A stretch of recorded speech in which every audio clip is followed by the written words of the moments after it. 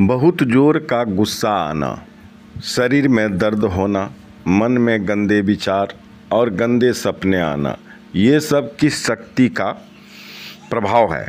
जी हाँ, ये सब कौन सी शक्ति ऐसी है जिनका प्रभाव होता है, तो इसके विषय में ये क्यों होता है, ये सब जानने के लिए चलिए चलते हैं वीडियो में आगे। दोस्तों, मैं ब्रजेश पाठक अपने YouTube चैनल पर आप लोगों का हार्दिक स्वागत करता हूं और उन भाई से निवेदन करता हूं जो पहली बार इस चैनल पर आए हैं और अभी तक चैनल को सब्सक्राइब नहीं किए हैं, तो सब्सक्राइब करके अंगूठा का निशान दबा करके जय श्री राम कमेंट बॉक्स में लिखकर श्री हनुमान जी का आशीर्वाद अवश्य प्राप्त करें।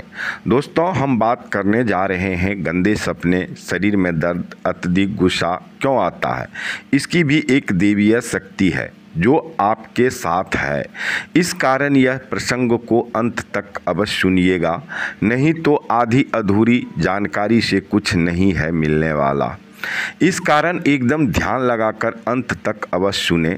भाइयों, स्वप्न के अनुसार गंदे सपने आना ऐसा क्यों होता है? गंदे विचार आते हैं, पूजा करते समय गंदे गंदे विचार आना, शरीर में दर्द रहना और कभी कभी दर्द इतना बढ़ जाता है कि आप पूजा भी नहीं कर पाते हैं, पूजा करना भी छोड़ देते हैं।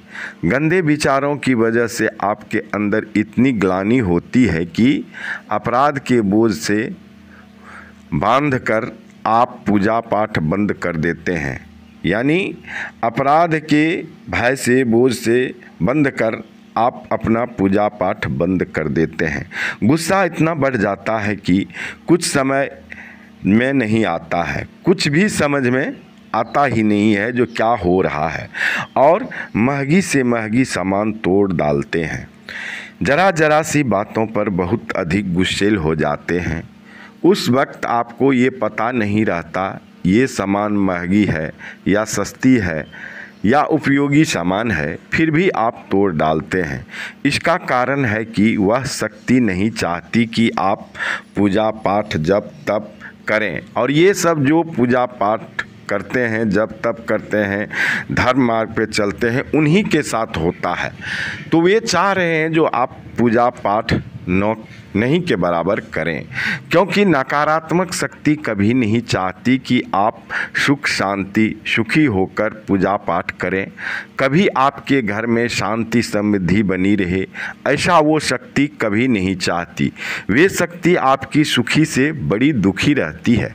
ये नकारात्मक शक्तियाँ ऐसा क्यों करती है आपके साथ? आखिर उसकी बसेरा कहाँ है, आपके घर में या आपके शरीर में? क्योंकि वह नहीं चाहती है कि आप पूजा पाठ करें, क्योंकि पूजा पाठ करने से आपकी सकारात्मक शक्ति बढ़ेगी और उनको कष्ट होगी, उनको घर छोड़ना पड़ेगा या आपका शरीर छोड़ना पड़ेगा। भला कोई चाहेगा कि यह शरीर, यह घर जिस पर वर्षों से वे राज कर रहे हैं, इतनी आसानी से छोड़ दें? कभी ऐसा करने को वो तैयार नहीं होगा। वो हमेशा ताक में रहेगा और अवरोधी बनकर अवरोध पैदा करता रहेगा। पूजा पाठ, मंत्र जाप सभी से वो आपको हटा कर रहेगा। उस वक्त आपको करना क्या है? आपको करना ये है कि आप संकल्प ले करके, पहली बार तो ये है जब आप पूजा पाठ जब तप साधना कर रहे हैं, उस समय जो भी गंदे विचार आ रहे हैं उन्हें आने दीजिए, मन को फ्री कर दीजिए, रोकिए नहीं, बिल्कुल रोकने की बिल्कुल कोशिश मत करिए, एकदम फ्री कर दीजिए। यदि आप उन्हें रोकने की कोशिश करेंगे तो उन्हें और वक्त मिलेगा और आपका ध्यान उधर भटकेगा, उसी पर चला जाएगा और आप ही के पूजा पाठ साधना से, मंत्र जाप से उन्हें शक्ति मिलने लगेगी और वे आपसे यही चाहता भी है। क्योंकि कारण ये है जो आपका ध्यान तो उधर जाएगा और उसके तरफ जाएगा तो आपका पूजा के तरफ से हटेगा। निश्चित रूप से। तो उनकी यही मनसा हमेशा रहती है कि आप उनके तरफ आकर्षित होवें और पूजा पाठ के तरफ से आपका ध्यान भटका देगा। तो आपको भूलकर भी ऐसी गलती नहीं करना है कि पूजा पाठ नहीं बंद करना है। इसको नोट कर लीजिए, पूजा पाठ बिल्कुल नहीं बंद करना है। उसी वक्त से बड़ा संकल्प लेना है कि आप सफल हो रहे हैं और पूजा पाठ की अवधि को निरंतर बढ़ाते जाना है। उनसे डरना नहीं है। कभी कभी तो ऐसा लगेगा कि हम जितना पूजा पाठ करते हैं उतनी ही हमारी मुश्किलें बढ़ रही है, उतनी ही तकलीफ़ें बढ़ रही है। आपका अपना भी पराया लगने लगेगा। जितना आप अपनावेंगे उनको, जितना आप अपनाएंगे उनके पास, जितना आप जाएंगे वह उतनी दूर पर आपसे खड़ा रहेगा। पर मेरे भाइयों, आप विश्वास मानो कि आपकी सीढ़ी पर सीढ़ी पूजा ऊपर चढ़ रही है। एक समय आएगा कि वह धीरे धीरे कमज़ोर पड़ता चला जाएगा और ये सभी प्रकार के गंदे विचार आना बंद हो जाएंगे। आपका अंतःकरण पूर्ण शुद्ध और निर्मल बन जाएगा और तब जाकर आप एक ऐसे आनंद से मिलिएगा जो आपको पूजा पाठ में भाव विभोर कर देगा। और तब तक वह नकारात्मक शक्तियाँ आपके शरीर या आपके घर छोड़कर भाग जाएगी, या यूँ कह लीजिए उसकी अंत हो जाएगी। तो उस समय आपको करना क्या है? आप जिस भी देवी देवता की पूजा पाठ कर रहे हैं उस पर पूरा ध्यान देकर और पूजा की अंतराल को थोड़ा बढ़ा लेना है। इससे होगा क्या? वह नकारात्मक शक्ति पूरी तरह नष्ट हो जाएगी और भविष्य में वह कभी जिंदा हो भी गई तो आपके तरफ आंख उठाकर भी देखने योग्य नहीं रह पाएगी। वैसे तो सकारात्मक शक्ति इतनी ज़्यादा नष्ट कर देती है जो उन्हें पुनर्जीवित होने का संभावना रहने नहीं देती है। उन्हें पुनर्जीवित होना संभव ही नहीं है, क्योंकि नकारात्मक शक्ति यदि नष्ट करती है तो धीरे धीरे जड़ से समाप्त कर देती है।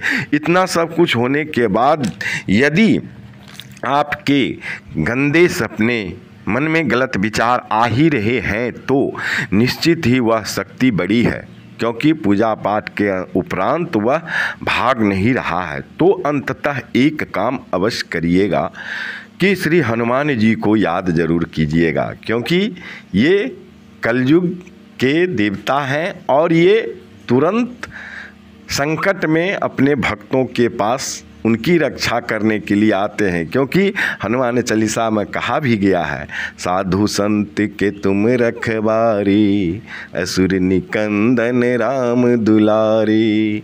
तो ये साधु संत के रखवार हैं। तो श्री हनुमान जी को स्मरण करके, संकल्प करके कम से कम हनुमान चालीसा का पाठ सुबह शाम 5-5 बार दोनों समय नित्य रोज करना आरंभ कर दीजिए। पर एक बात, ये हनुमान चालीसा करने से पहले अवश्य ध्यान रखिएगा कि घर में मांस, मदिरा, तामसी भोजन घर के सदस्य के साथ साथ घर में प्रवेश न करें। न ही ये सब करें, तब तक नहीं करें जब तक आपको सुकून महसूस न हो। लेकिन यह करना थोड़ा कठिन होता है, क्योंकि यदि आप पूर्ववत से सेवन करते आ रहे हैं तो आपको इसी प्रकार का अतिथि वैभव आ जाएंगे और वह आपको विवश कर देगा।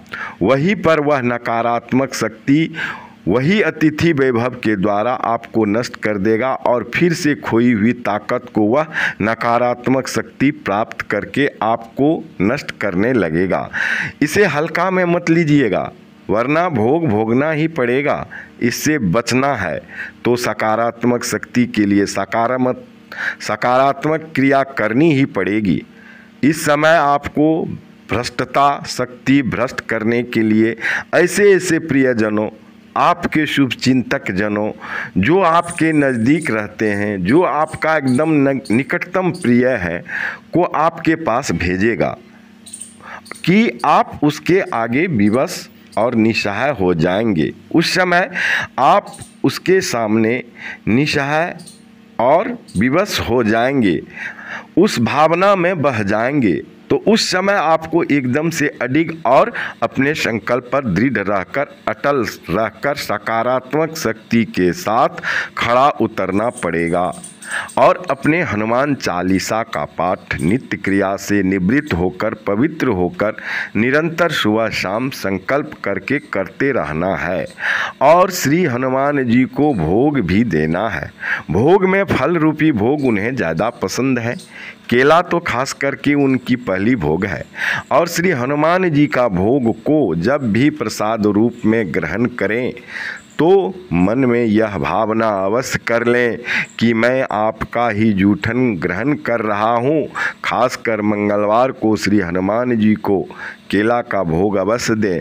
ये जो भी क्रियाकलाप अभी तक आपको हमने बताया है, ये सब ज्ञान श्री हनुमान जी से समझिए हमें प्रदान करते हैं। उनकी बिना, उनके ज्ञान के बिना कुछ भी नहीं हो सकता, उनके कृपा के बिना कुछ भी नहीं हो सकता, संभव नहीं हो सकता। तो श्री हनुमान जी की कृपा होती है तो ऐसा आपको अनुभूति आने लगेगी। तो श्री हनुमान जी को आप लोग भी प्रार्थना करें कि ऐसे ही कृपा बरसाते रहे, हम आप लोगों तक पहुंचाते रहे। भाइयों, अभी तक चैनल को सब्सक्राइब नहीं किए हैं तो अवश्य कर लीजिए और जय श्री राम लिख कर श्री हनुमान जी के आशीर्वाद का भागी बने। उम्मीद करता हूं कि प्रसंग अच्छा लगा होगा और गंदे सपने, शरीर में दर्द, गुस्सा अधिक आना, ये सब नकारात्मक शक्ति आपके यहाँ से भाग जाएगा। चलते चलते जय श्री राम। श्री हनुमान करेंगे सबका कल्याण।